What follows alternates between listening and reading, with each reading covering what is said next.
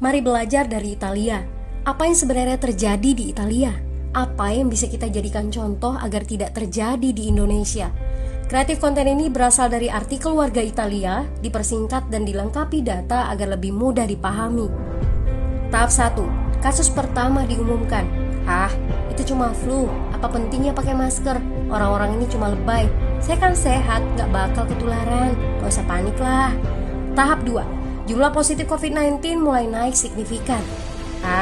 Cuma beberapa yang kena. Yang meninggal pun hanya orang-orang tua saja yang emang udah punya penyakit.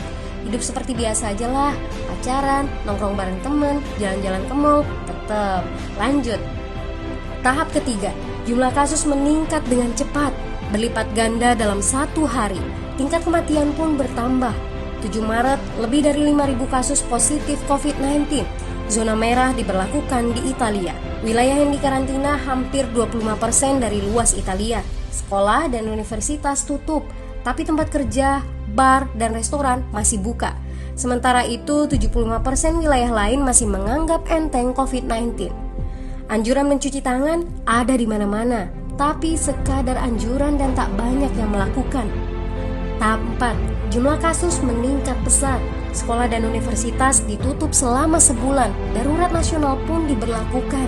Rumah sakit menambah kapasitas, seluruh kamar dibersihkan untuk memberi ruang bagi pasien COVID-19. Tapi tak ada cukup dokter dan perawat. Ada terlalu banyak kasus pneumonia, terlalu banyak pasien perlu ICU, tapi ruangannya sudah habis, ventilator habis. Pada titik ini seperti kondisi dalam perang. Dokter harus memilih siapa yang akan diobati berdasarkan peluang bertahan hidup. Itu berarti pasien lanjut usia dan punya penyakit bawaan seperti hipertensi, diabetes, stroke tidak masuk prioritas karena tidak ada lagi ruang. Sistem layanan kesehatan seketika runtuh. Tahap 5. 9 Maret mencapai lebih dari 9.000 kasus. Seluruh kota Italia lockdown. Orang-orang bisa pergi hanya untuk keperluan darurat dan dalam pengawasan ketat. Semua bisnis masih dibuka karena jika tidak, ekonomi akan runtuh. Itu kebijakan pemerintah. Mulai ada ketakutan, orang-orang mulai memakai masker dan sarung tangan. Tapi tetap saja, ada anak-anak yang merasa jagoan, masih ingin uji nyali. Pergi ke restoran rame-rame, hangout bareng, minum-minum dan lain sebagainya. Tahap 6. 2 hari kemudian pemerintah Italia berubah pikiran. Semua bisnis harus tutup. Bar, restoran, pusat perbelanjaan, semua jenis toko, kecuali supermarket dan apotek. Penyebabnya, karena dalam sehari yang positif bertambah lebih dari 2.000 kasus. Penduduk yang mau keluar rumah harus mendapat surat izin. Surat izin ini didapatkan dari pos pemeriksaan polisi yang disebar di berbagai lingkungan. Yang melanggar bisa kena denda 3,3 juta rupiah. Bagi pasien positif yang tidak mau mengkarantina diri, bakal dituntut dengan pasal pembunuhan, hukuman 1-12 tahun penjara. 21 Maret jumlah korban meninggal di Italia terus meningkat melampaui Cina. Sebagai gambaran, luas Italia itu kurang lebih 2 kali Pulau Jawa.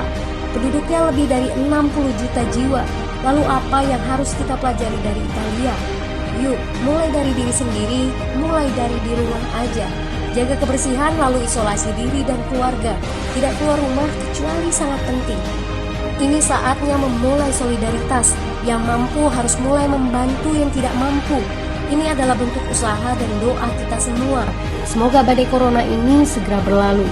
Mari memulai kekompakan dengan membagikan informasi ini. Di rumah aja, mari belajar dari Italia.